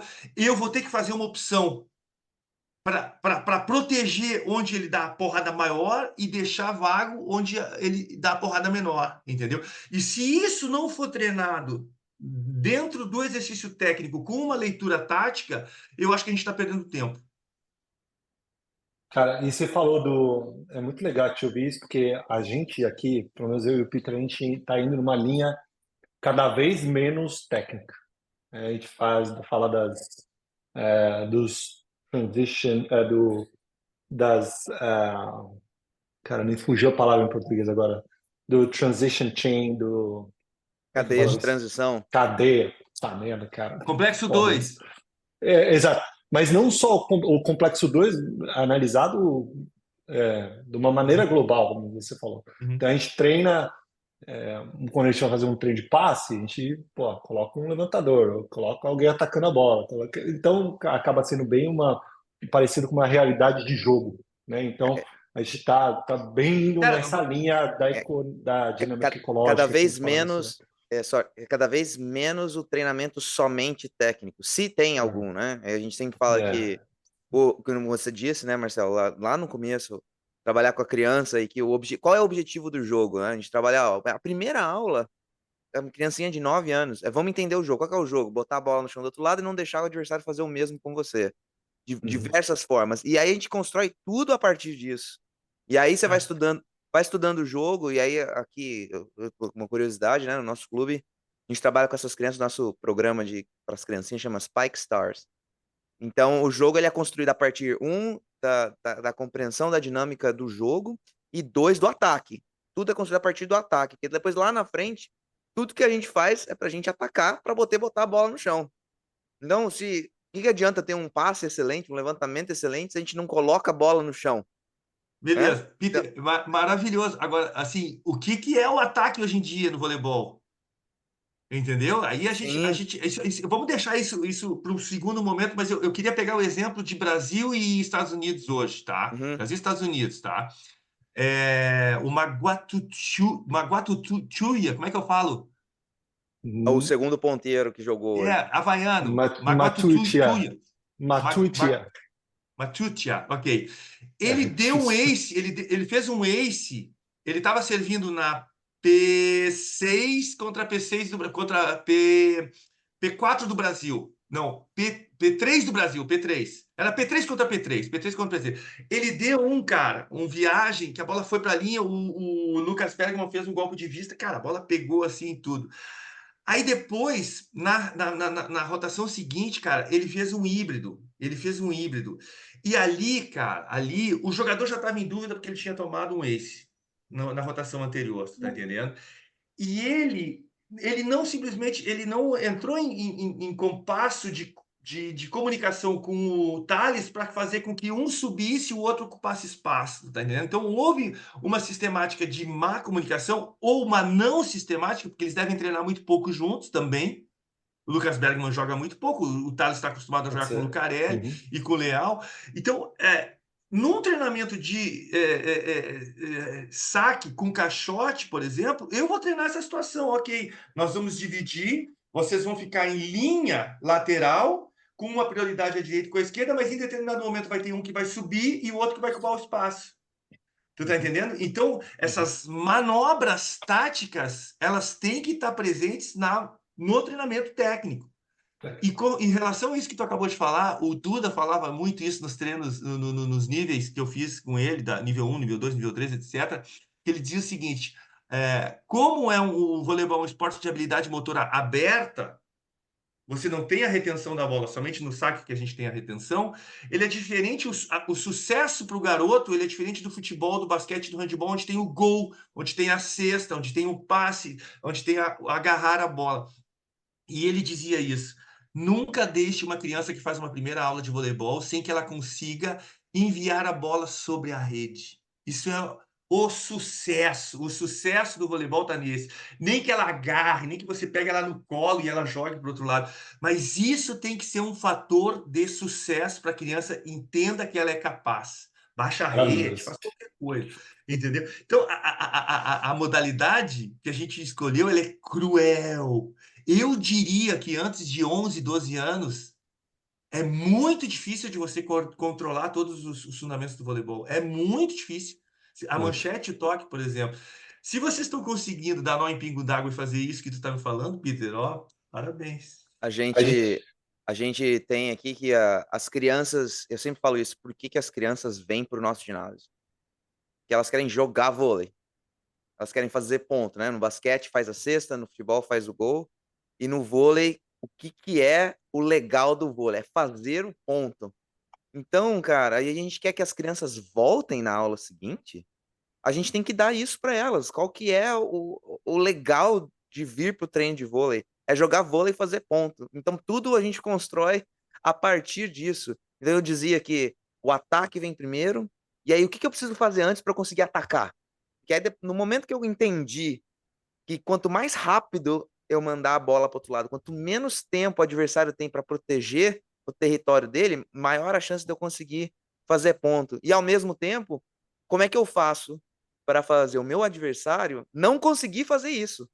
Como é que eu destruo o ataque do meu adversário? Então, tendo um saque, né, interessante. Então, construir todo o jogo a partir, da compreensão de como que eu pontuo e como que eu faço o adversário não pontuar e como é que eu construo o meu ataque, não ataque necessariamente o fundamento, mas a dinâmica de enviar a bola por cima da rede da forma mais eficiente possível e como que eu destruo a intenção e a qualidade do meu adversário de se fazer o mesmo. E a partir disso a gente vem. E aí, não, mas aí a gente segura a bola, joga um contra um com a quadra Não, pequena, e aí a gente vai. é isso que eu queria fazer esse comentário, porque, na verdade, você vai ter que criar um processo pedagógico de construção dessa ação final, fazendo com que os seus atletas consigam entender que, em determinado momento, eles vão ter que controlar as ações para ter essa ação final. Porque Exato. o jogo de voleibol, ele nada mais é do que um jogo de ruptura. Ruptura. Essa ruptura, num erro de saque, ela dura 1 segundo. Ou numa bola de cheque, mal recepcionada pelo líbero, onde o cara vai matar o ponto, ela dura 2 segundos, 3 segundos, tá entendendo? Com a qualidade técnica, a porradaria que está acontecendo, etc, etc, o grande segredo hoje do voleibol é transformar essa bola afastada da rede do levantador numa situação de reconstrução. Então, por exemplo, na situação técnica que você está falando, como é que eu vou fazer os meus treinamentos, adaptando a realidade, a ignorância, a potência, a força física do voleibol masculino, eu reduzo muitas vezes situações de jogo a 50%, 60% para criar volume. Para criar volume. Então, muitas vezes, no meu treino, Feijão, não tem ataque e defesa. Terminou o aquecimento, é 6 contra 6. É uma bola que sai do carrinho, da mão do treinador, enviada para a posição 5, para a posição 6, para a posição 1, para a posição 3, tanto faz. E eu determino que ela precisa ir para 4. E que esse jogador da 4 ele tem duas opções. Ou ele vai largar na posição 1, do lado adversário, ou ele vai empurrar no bloqueio para reconstruir na situação de cobertura. E aí eu exijo que aconteçam no mínimo 3 trocas de jogo melado para acontecer a porrada. Interessante. Entendeu? Então, tipo assim, dentro do global, eu crio uma situação técnica tática, tu tá entendendo? Que vai me permitir melhorar todo mundo. Maravilhoso. Isso que você falou de dentro do global é uma coisa que a gente sempre fala muito aqui, né, Feijão? Quanto Muito. mais eu conseguir fazer o meu Vocês atleta estão virando entender. americanos, cara. Calma, Gão. O Carl foi um dos meus grandes mentores aqui. Tive muitas interações com ele, graças a Deus. Então, porque se eu fizer um ataque lá, eu faço uma correção técnica, mas o meu atleta ele não entende quando e por que eu tenho que usar aquilo lá no jogo, né? De que adiantou eu ter aquela técnica bonita? Quando a gente conversou com o Edu Gordo, ele falou isso, né? É técnica ou é estética? E aí a gente sempre vai voltar naquela pergunta. Às vezes e é o exemplo que ele deu, foi a menina tem a manchete encaixadinha, a postura lá no meu treino técnico, mas aí não entrega na hora do jogo, porque ela não consegue ver o tipo de saque que vai acontecer, não entende qual é a tendência do jogo, fica dependente do técnico, e aí se o técnico fala, ó, sacou curto 3 vezes, você fica no fundo. Aí, na próxima bola, é isso aí eu tô falando agora, na próxima bola, ela só manteve aquilo naquela cabeça, ela não conseguiu ver que o sacador mudou e vai sacar no fundo. Aí ela só fala, mas você falou que era curto o saque. Então, aquela linguagem corporal, aquele movimento que a gente vê no treino lindo, perfeito, ele deixa de ser, e na minha concepção, a técnica, ela somente serve, ela só é técnica se ela servir para alguma coisa dentro do jogo. Então, ela deixa de ser técnica para se tornar estética. Aí, Gordo, está vendo aí, ouvindo Cara, a gente? Obrigado por essa contribuição. cara, é muito bom isso que você está falando, porque é o seguinte, eu vou analisar o central adversário, tá? E vou criar uma sistemática de bloco e defesa em relação a como é que o levantador e esse central adversário constroem a sua aproximação e a sua finalização. Primeiro, o levantador joga com passe A, com passe B, com passe exclamativo ou só joga com passe A? O levantador joga quando ele desloca para frente, desloca para trás, tá entendendo? Esse cara, ele tem o tempo zero, como tem o Avril, ou ele tem o tempo 1,5, 2, como tem Isaac e Lucão, tu tá entendendo? Esse cara consegue fazer movimentos de extra-rotação, intra-rotação, etc. E ali, cara, em determinado momento, eu pego aquelas informações todas e vou chegar assim, cara, o cara dá 5, como é que ele tem que agir? Ele tá na posição clássica, 1,5 m, 2 metros longe da linha dos 3 metros, 1,5 m da linha lateral, ou eu vou colocar esse cara lá no fundo, entendeu? Porque literalmente o cara ataca por cima, entendeu? E a bola que ele largar logo atrás do bloqueio, eu vou criar uma outra metodologia. Então, eu na minha cabeça, tento criar uma ideia também da média do que acontece. E eu tenho que estar pronto para a média. E essa ideia da média, ela tem que ser um padrão de avaliação para os treinadores jovens. Eu faço esse exercício a cada vez que eu entro numa quadra, no meu exercício e nos exercícios de qualquer treinador que eu assisto, e principalmente treinadores que trabalham com jovens. Se você dá 10 ações para a meninada fazer e elas não conseguem fazer mais do que 5, não conseguem chegar a 6, adapta teu exercício, cara. Porque você tá. Se de cada 10, 7 são erradas, se cada 10, 8 são erradas, o exercício não está adaptado à tarefa e à capacidade de execução. Tarefa e capacidade de execução. Isso tem que estar presente na cabeça de todos os treinadores, e principalmente os treinadores da base, cara. Entendeu? O treinador que der um exercício, ele tem que dizer, em 10 ações, qual é o rendimento do meu time. Isso. O Vygotsky tá aí do teu lado te dando um abraço. Zona de desenvolvimento proximal, é isso aí que você disse agora, né? Nós precisamos prestar atenção se as nossas propostas têm um nível de desafio que é atingível para os nossos atletas. Então, não pode estar muito à frente daquilo que eles, com um pouco da nossa ajuda, da nossa orientação, conseguem chegar, e também não pode ser uma tarefa, um exercício, um jogo que é simples demais, porque daí não melhora. Isso é pedagogia na veia. Purinha, purinha. Cara, a gente poderia ficar mais umas 18 horas conversando sobre isso, mas precisamos evoluir. Então, a gente vai entrar numa parte aqui do nosso podcast, Marcelão, que é um pouquinho mais pessoal. Então, galera, esse é o quadro Ataque e Defesa. Vamos lá. Pronto, Marcelo? Vamos aí. Vamos lá, eu vou fazer a primeira pergunta. Conta pra gente um momento importante ou marcante da sua vida que influenciou quem você é hoje. Cara, eu falei dessa história do Carlos Alberto Costa né? Que eu procurei esse cara, que foi um puta treinador e que tem um projeto ainda no Rio Grande do Sul, e aquele foi um momento muito importante porque ele me deu uma luz em relação ao que eu podia fazer. Mas eu tenho uma história que eu conto que é muito bacana. Eu era infantil, levantador do time da Sojipa, e a gente perdia sempre pro time da Sociedade Ginástica Novo Hamburgo, que era o bicho-papão na época da categoria de base aqui nos anos 80 no Rio Grande do Sul. A gente tinha final 6 do Campeonato Gaúcho, já tinha perdido a primeira partida na ida do final 6, a volta do final 6 era em Novo Hamburgo e tudo, e a gente precisava ganhar para chegar na final. O último jogo era sempre contra eles. Chegou no último jogo contra eles, pelos resultados paralelos, a gente já era vice. E eu tinha um grande torcedor em casa, que era meu pai, entendeu? Que era um cara que adorava esporte e que dizia assim, cara, acredita e faz, faz e acredita. Não existe uma coisa só acreditar sem fazer e não adianta só uma coisa fazer sem acreditar. Naquele jogo, cara, a gente estava jogando super bem, já era vice, mas a gente tinha aquele gostinho de que precisa ganhar desses caras, a gente só perde para esses caras, só perde para esses caras. Tá ganhando o primeiro set e meu pai lá, um ginásio cheio no Hamburgo, e o meu pai com um pedaço de pau, assim, dando no alambrado de ferro, bem, bem, Caramba, bem, bem, fazendo aquele barulho louco, assim, ele era bem doido, meu pai. E, cara, a gente no final do primeiro set a gente perde. Ganhando o jogo, aquela vantagem. Daí meu pai continuou no segundo set. Vamos lá, gurizada, vocês conseguem, vocês conseguem. Aí o segundo set é a mesma história, a gente tá ganhando, tá ganhando. E aí a gente começa a perder. Cara, naquele momento ele começou a xingar todo mundo. Ele falou: Eu tô cansado, vocês podem, vocês trabalharam direitinho, vocês conseguiram jogar o mesmo nível desses caras, eles já são campeões. O que que vocês estão esperando para jogar na capacidade que vocês têm, cara? Aquilo deu um aspecto motivacional pra gurizada, cara. E a gente foi lá, ganhou aquele set, ganhamos o set decisivo. Na época não existia tie break ainda, tá entendendo?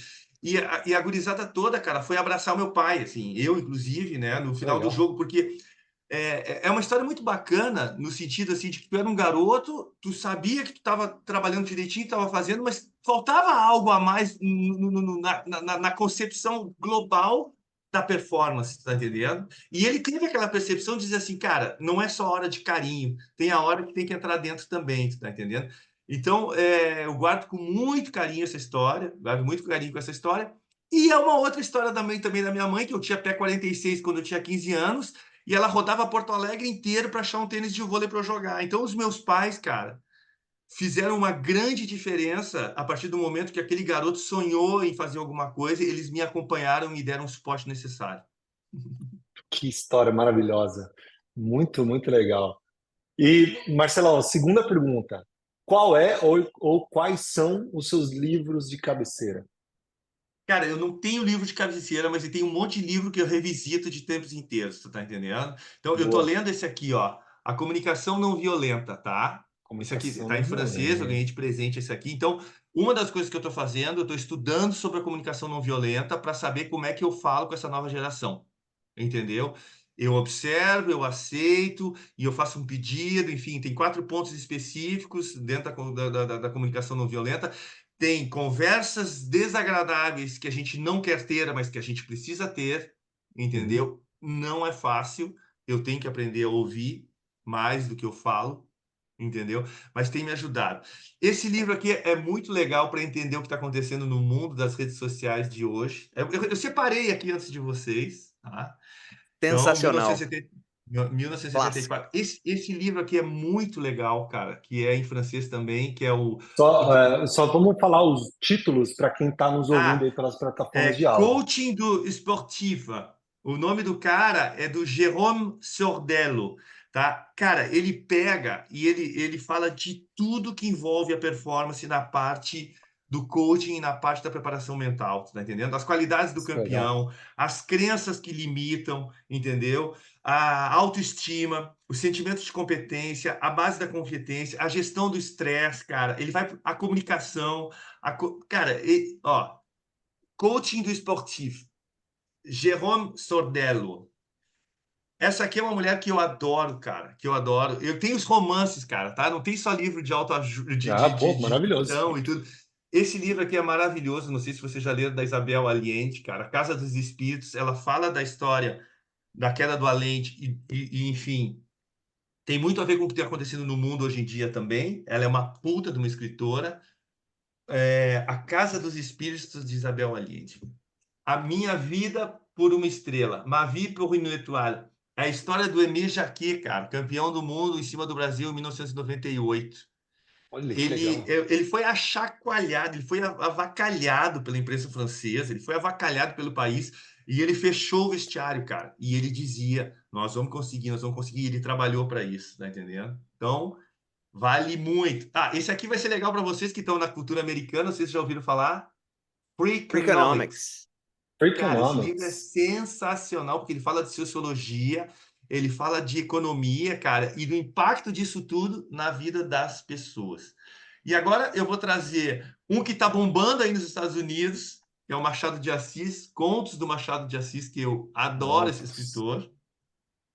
E dois que têm um fundo sociopolítico, porque são coisas que me interessam, que é Manuel Puig, O Beijo da Mulher-Aranha, ganhou o Oscar, inclusive, há muito tempo atrás. A Sônia Braga estreou no cinema americano nesse filme. Hum. É um puta livro. E esse Agosto, do Rubem Fonseca, também. Tá bom, né? Porra! Eu não tenho só um livro de cabeceira. E tem um que eu tô lendo, cara, que eu tô curtindo demais, cara, que é 12 Regras para a Vida, do Jordan Peterson. Do Peterson, né?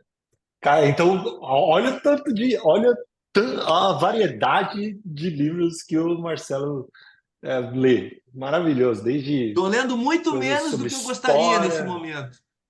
Tô lendo menos, Maravilhoso. tenho que ler mais. Muito bom. E a gente sempre fala que os grandes têm rotina de estudos e de leitura. Todo mundo com quem a gente conversou até agora lê bastante, são leitores ativos. Professor, professora, não vai para frente se não ler, se não estudar. Não tem jeito, cara. Muito bom, Marcelão. Vamos lá, próxima pergunta. Compartilha com a gente quem é ou quem são seus mentores. Cara, eu ouvi a resposta do Diogo ali. Eu tô citando o Diogo. E o Diogo foi meu atleta, né, cara? No Minas, o Vissoto foi Uhum, meu atleta no Rio, enfim. Eu não diria, cara, que eu tenho especificamente mentores, entendeu? Tem pessoas, cara, que são muito importantes para mim. Muito importantes para mim. O Luciano Chagas da Silveira, esse treinador do projeto Nosso Velo, eu considero ele um irmão. Sou padrinho de casamento dele, sou padrinho de um dos filhos dele. Ele é meu padrinho de casamento, né? E é um cara que eu dividi alegrias e conquistas e tristezas e decepções desde os 15 anos de idade. Então, ele tá com 57, eu tô com 55, são 40 anos de amizade, cara. É aquele cara que não tem legal. hora, tu tá entendendo? Não tem hora, tu tá entendendo? Eu tenho uma pessoa assim na França, duas pessoas na França que eu fiz uma relação de amizade que é quase uma relação de família, que é o Jérôme Fromont e o Tristan Davert, que são caras incríveis, cara, a gente dividiu. Quando você vai para fora, na situação que eu já fui, sem família nem nada, você precisa ter essas referências, tu tá entendendo? Você precisa ter uma família de Uhum, acolhida. Tu tem, por exemplo, o Yacine Louati, que joga na seleção francesa, o pai dele, Messi Louati, Mouta Louati, tunisiano, cara, foi seleção da Tunísia, jogava no veterano comigo, falecido. Esse cara me ajudou, foi professor de educação física do Eduardo. Então, além do mentor, cara, são figuras ímpares que cruzam a vida da gente, tá entendendo? Que cruzam a vida da gente e que a referência fica.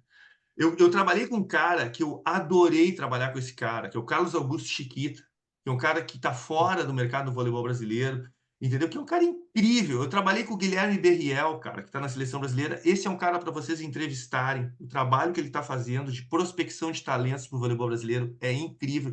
Ele é um cientista, tá entendendo? Eu tenho Então, conversado muito com o Guilherme, viu? pô, o Duda, cara, o Duda, o próprio Jorjão, entendeu? Então eu tenho esses caras como referências, uma referência, mas não necessariamente eu os tenho como mentores. maravilhoso. A próxima pergunta é uma pergunta mais filosófica. Se você pudesse mudar uma coisa no mundo do esporte, o que seria? Cara, mais oportunidade para colocar mais gente fazendo esporte, entendeu? Eu nem sonharia nos países desenvolvidos, mas eu sonharia no Brasil. Eu acho que esporte, cultura, né, são coisas fundamentais que têm que vir junto com a educação Fundamentais. e a situação do lazer. eu comecei a jogar vôlei porque eu tinha a possibilidade do lazer. Tinha uma quadra aberta próxima na minha casa que fazia com que tivesse a peladinha. E aí eu fui para o clube, entendeu? Então, espaço de lazer, espaço de possibilidade para as pessoas mexerem o corpo, né? Eu adoraria, cara, que existissem muito mais projetos sociais possíveis num país tão necessitado como o nosso, o Brasil. Eu acho que nós teríamos uma sociedade que seria muito mais igualitária, mais justa, menos violenta, mais integrada a partir de bases sãs. Que Palmas, mensagem, aplausos, aplausos de pé. que Muito mensagem, bom. que mensagem. Vamos lá, Marcelão, próxima pergunta.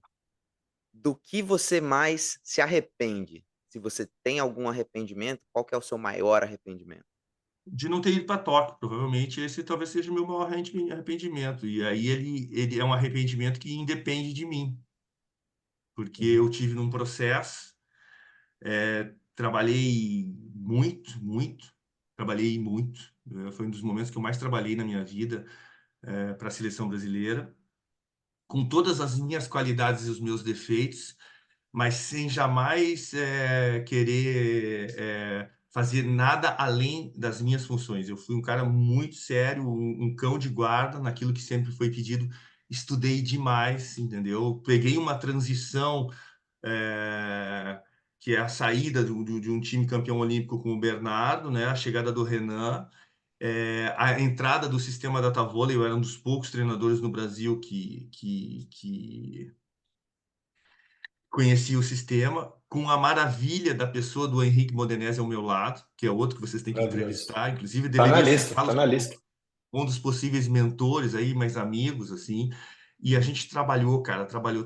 E aí eu, enfim, há 6 meses da data, eu recebi a notícia de que eu não faria mais parte do sistema da comissão técnica. E, Uhum. e eu, cara, tô com 56 anos, não sei se isso ainda vai se realizar, mas eu gostaria muito na minha vida, cara, de participar dentro da quadra de uns Jogos Olímpicos. E então isso é um arrependimento grande. Se eu errei para não ter conseguido realizar esse sonho, cara, eu nunca recebi a informação exata no que eu errei, entendeu? Mas eu sei que isso me foi tirado. E a gente espera ver você lá também. E quem sabe, quem sabe a gente vai estar lá juntos. Todos nós. Ia ser maravilhoso. Talvez não seja Não, com o Brasil, né? não necessariamente na mesma comissão, mas está lá, naquele meio lá. Ia ser Se eu, maravilhoso. se eu for secar a quadra, já tô feliz. Se me chamarem para secar a quadra, já tá excelente. Quero mais, mas Boa. secar a quadra tá ótimo. Agora, Marcelão, nessa mesma moeda, vamos virar a moeda para o outro lado e me diz aí, do que mais você se orgulha? Cara, eu me orgulho de ter a família que eu tenho, entendeu? De ser pai do Eduardo, de ser pai do Pedro, de ser casado com a Maura. Eu tenho 32 anos de casamento, cara, 37 anos de Maravilha. relação, entendeu? Com a mesma mulher e continuo o cara apaixonado que eu fui lá desde o início.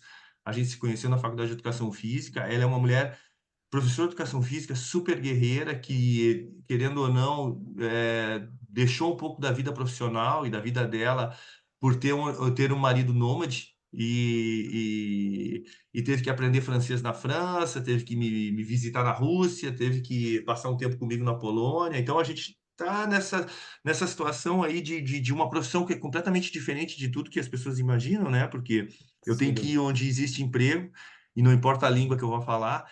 Ela é uma mulher maravilhosa e eu sou um cara cheio de sorte, porque nós temos saúde. Às vezes a gente enfrenta os problemas que todos enfrentam, mas a gente consegue com muito amor, com muito carinho, com muita capacidade, resiliência, assim, de durar tanto tempo. E isso é uma conquista maravilhosa. Demais, parabéns. Hoje é aniversário do meu filho Eduardo. Aê, parabéns, Parabéns, Eduardo. Eduardo. Parabéns. Ó, ganhou uns pontos aí com a família agora, hein? Hein, Feijão?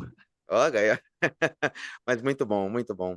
Vamos lá. Vamos entrar agora num momento mais pessoal. Ninguém sabe que o Marcelo E é um cara extremamente ansioso, que é um cara que tem uma cabeça que não para de pensar, entendeu? É uma coisa que eu tenho buscado mentoria, entendeu? Fiz um trabalho de coaching já na França nesses últimos anos, inclusive patrocinado pelo clube. Já fiz terapia na minha vida, entendeu? Em um momento muito delicado que eu vivi relacionado à performance. Creio que seja um momento para voltar a fazer terapia. Comecei a fazer terapia no ano passado e quero desmistificar essa ideia da terapia, porque as pessoas, não, buscando a terapia porque está doente. Eu acho que a Nossa. busca pela terapia tem que ser uma situação muito consciente em relação àquilo que a gente é, o que a gente tem de potencial e coisas que a gente precisa melhorar. Eu tenho muita coisa que eu preciso melhorar e eu acredito que eu posso melhorar. E para melhorar, eu preciso de alguém que eu acho que me coloque algumas questões importantes a refletir que eu não tenho conseguido fazer sozinho. Muito bom. Belo, belo de um insight aí, hein, galera? Agora, é, ainda nesse âmbito pessoal, família é? Tudo. Eu venho de uma família muito grande, né, cara? Meu pai e minha mãe engravidaram, casaram ali com 19 anos e com 28 eles tinham 5. Tu Uau, imagina que loucura, né, cara? Então, legal.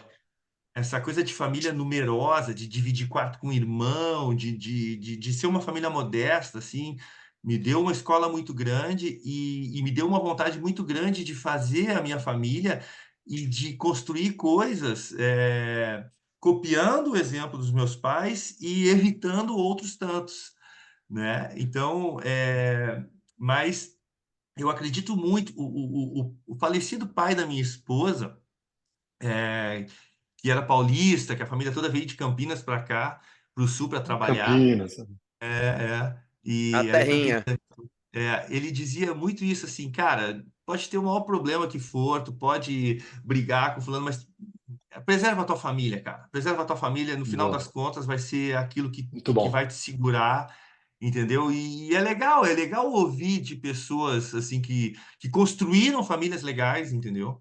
Né? Que tem Uhum. momentos bons, tem momentos ruins, tem momentos difíceis, tem momentos alegres, mas é o que vai ficar, é o que vai ficar, é o que Boa. fica. Sensacional. Sem dúvida. Marcelo, na mesma linha, esporte é? Uma possibilidade impressionante, cara, de desenvolvimento do ser humano. Uma ferramenta, cara, que tem que ser usado para a construção da cidadania, que tem que ser usado para a educação, que tem que ser usado para o alto rendimento, que tem que ser usado para ganhar medalha, para falar bem dos países, tudo. Mas, sobretudo, cara, uma ferramenta e uma possibilidade de integração de gente, cara. Entendeu? O Maravilhoso. esporte é a integração de gente. É o respeito pela regra, é o respeito pelo árbitro, cara. É o aprender a ganhar, é o aprender a perder, entendeu? E saber que a vida vai continuar e que você no dia seguinte vai se levantar, sendo amador, sendo profissional, e vai dizer, eu quero fazer melhor. Então o esporte é tudo isso, cara. É uma possibilidade absurda, absurda, das pessoas serem melhor, serem melhores. De arrepiar. Porra, De arrepiou aqui arrepiar. também. É de arrepiar. Muito Muito bom. bom. Puta mensagem. Caramba. Agora, Marcelão, nos indique aí duas pessoas bacanas para a gente bater um papo como esse. Cara, só duas, cara, sem sacanagem. Eu acho que cara, isso vai durar. Eu tô com aquela inveja boa de vocês, entendeu? Um dia vocês vão me convidar para ser entrevistador de alguém aí também, fazer essa Pô, panelinha aí, ia tá? ser uma baita de uma honra. Bom, venha ser um Cara, co-host. o Duda é um cara fantástico para vocês entrevistarem, tá entendendo? Porque ele Uhum. viveu na carne essa transição. O Brunoro, cara, que foi o Bruno diretor e Noro, treinador uau. da Pirelli.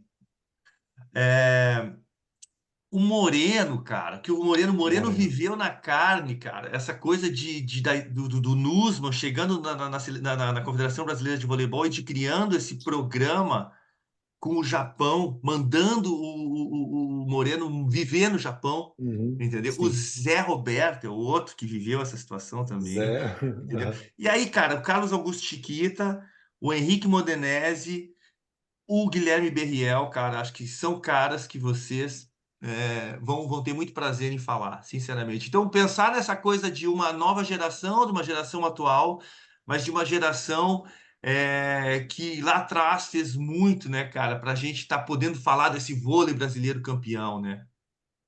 A gente queria ter sei lá, uns 15 dias na semana com É. 48 horas cada dia para a gente entrevistar toda essa galera, cara. Maravilhoso. Muito bom. Muito bom, Marcelo, obrigado. Vamos lá, Cara, última pergunta. Última pergunta. Nós temos professores de educação física que estão começando a carreira agora em projetos em escolas que a gente nem imagina onde podem ser, podem estar perto de grandes centros, podem estar muito longe, lá no interior do Amazonas, em Roraima, lá no Rio Grande do Sul, do Oiapoque ao Chuí, vamos dizer assim. Nós temos atletas de altíssimo nível nos assistindo, crianças que estão pensando em dar um pulo lá na escola ou lá no projeto da cidade para começar a jogar vôlei, pais, e eu costumo dizer, o Feijão é mais educado que ele diz fãs de voleibol. Eu digo gente que acorda às 2, 3 da manhã e não tira a bunda do sofá enquanto um jogo não acaba. E não importa se é o Brasil jogando, se é o Quênia, se é o Japão, Austrália, Nova Zelândia, não importa. Entusiastas do vôlei, cientistas, gente que de alguma forma gostam desse esporte tanto, mais que a gente, menos que a gente. Deixa um recado para toda essa audiência, Marcelo. cara, eu primeiro quero agradecer vocês por esse convite. Eu estou muito honrado aqui, tá? E falei ao longo dessa hora, ou hora e meia que passou e que passou assim, entendeu? Porque parece que a gente está 10 minutos falando. Eu admiro muito a coragem que vocês tiveram de fazer a trajetória que vocês fizeram e serem reconhecidos, estarem falando uma língua estrangeira. Só quem mora longe do Brasil, mora longe dos seus e é obrigado todo dia de manhã a botar o pé fora da cama e dizer assim, cara, que legal, eu tô aqui, mas eu sou estrangeiro. Entendeu? Eu não posso fazer besteira, eu tenho que seguir no caminho, eu preciso dar o exemplo, a liderança, liderar pelo exemplo. Então, primeiro, cara, parabéns e vida longa ao programa e vida longa aos projetos que vocês estão fazendo, sinceramente. Espero que um dia eu possa visitá-los em loco e vocês vão me ajudar a melhorar o meu inglês, com certeza. E gostaria de dizer para essas pessoas todas que o voleibol brasileiro, cara, ele é uma coisa muito bacana num país tão carente de sucesso. Nós construímos uma escola, e vocês fazem parte disso, né, de uma coisa de excelência. Nós construímos, não são só os resultados da seleção brasileira masculina ou feminina, são resultados de treinadores abnegados, de pessoas que lá no interior de Roraima, ou no interior do Rio Grande do Sul, agora com essa situação delicada das enchentes, entendeu? Estão tentando reconstruir a condição cidadã a partir da prática esportiva, a partir da prática do voleibol. Então, que todo mundo, cara, possa interpretar a modalidade de voleibol, a prática inclusiva, cara, incluindo o que é bom, mas o que não é tão bom assim, como uma coisa que seja a serviço do ser humano, a serviço da cidadania. Né? Não quero ficar me repetindo, nem fazer um discurso demagógico, nem nada assim. Trabalhe com alto rendimento. Eu só bom se eu ganho, se eu perco. Eu perco mais do que eu ganho, mas de vez em quando eu ganho. Mas assim, a paixão pelo esporte, a paixão por utilizar essa ferramenta e a modalidade de voleibol por algo que me faz melhor e que eu busco ser melhor a cada momento, né? A busca de vocês nos Estados Unidos não é busca somente para ficar rico. Eu acho que vocês vão ficar ricos, eu espero, entendeu?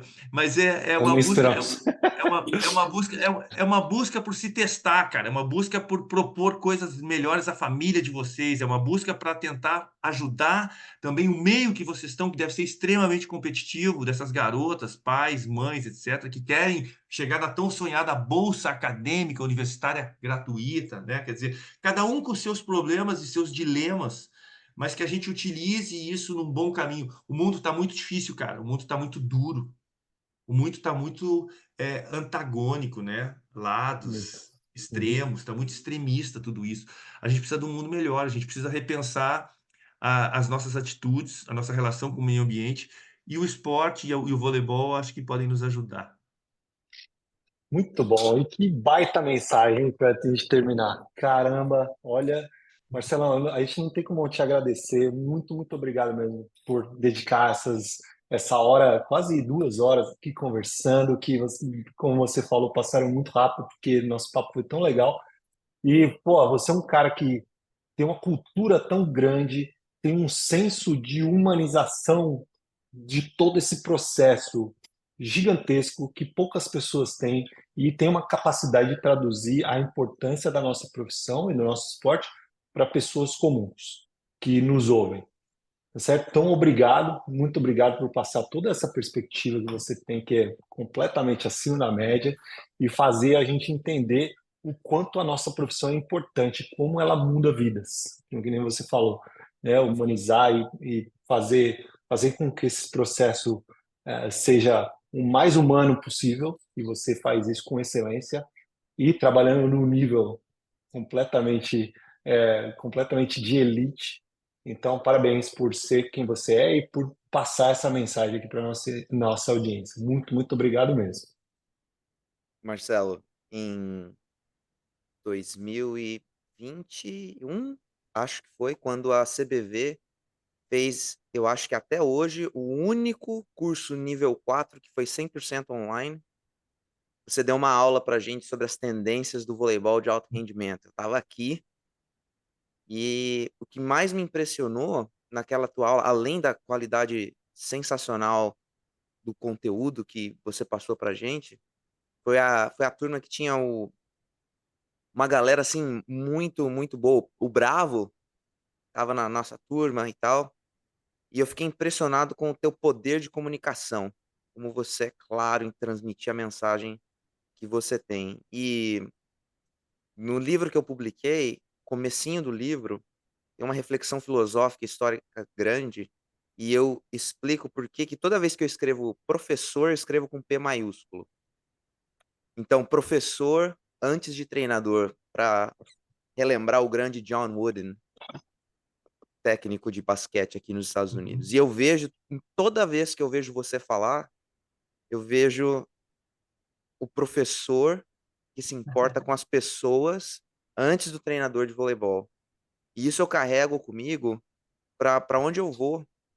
E você, mais uma vez, aqui conversando com a gente, falar das tuas vulnerabilidades, das tuas fraquezas, da tua brilhante história, Uhum. como que você influencia principalmente, não só os professores, mas principalmente os professores e técnicos de voleibol. Eu acho que você é um dos grandes exemplos que todos nós podemos, com quem nós podemos aprender como ser melhores pessoas, melhores professores, melhores técnicos de voleibol, independente da realidade em que a gente está. A tua coragem de se aventurar em outras culturas é inspiradora. Inspirador. E sempre trazer isso de volta para a gente, eu acho que nós somos muito sortudos em ter você aceitado esse convite de vir conversar com a gente. Tem tanta coisa que a gente pode falar de novo. Eu já vou falar aqui de novo em meu nome, nome do feijão. Vamos voltar aqui com você, se Sem você dúvida. topar, para a gente conversar mais sobre. Cara, você tem tanta coisa sobre liderança, sobre como que essa tua experiência pode nos ajudar em lidar melhor com as pessoas, sobre voleibol, aspectos táticos, estratégia, e como que a gente pode fazer os nossos projetos lá nas categorias de base chegarem, né? Dar possibilidade para os atletas que quiserem e tiverem potencial de chegar lá no alto nível. Cara, tem tanta coisa. E você traz isso toda vez que você fala, essas possibilidades de conversas profundas.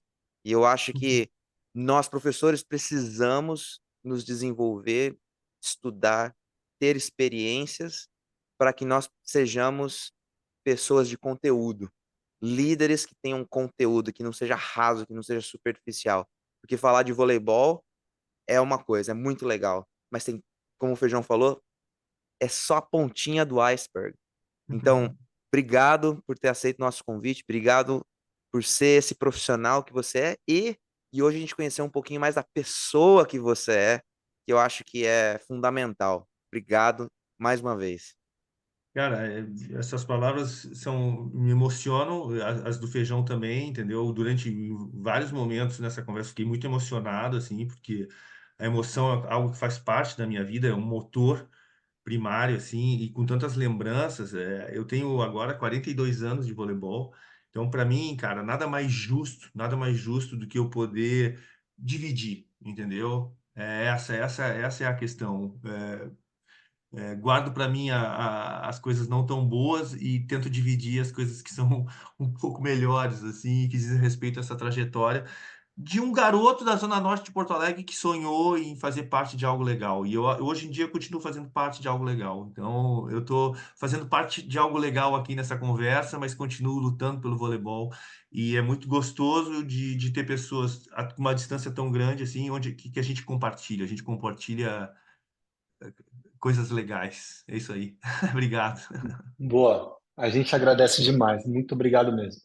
Galera, vamos ficando por aqui por esse episódio, mais um episódio épico aqui com essa grande figura, Marcelo Francoviac. E não esquece de dar um like lá no YouTube, no Spotify, no Apple Podcast. Deixa um review lá para o nosso canal, se inscreve nele lá. E a semana que vem a gente está com mais um episódio aí do Set Point Podcast. Valeu, galera. Obrigado por nos acompanhar até aqui. Muitas lições, muita história boa. E como eu sempre digo, não se esqueça de voltar para conferir o próximo episódio. Valeu, galera. Abraço. Boa! Valeu, rapaziada. Um abraço!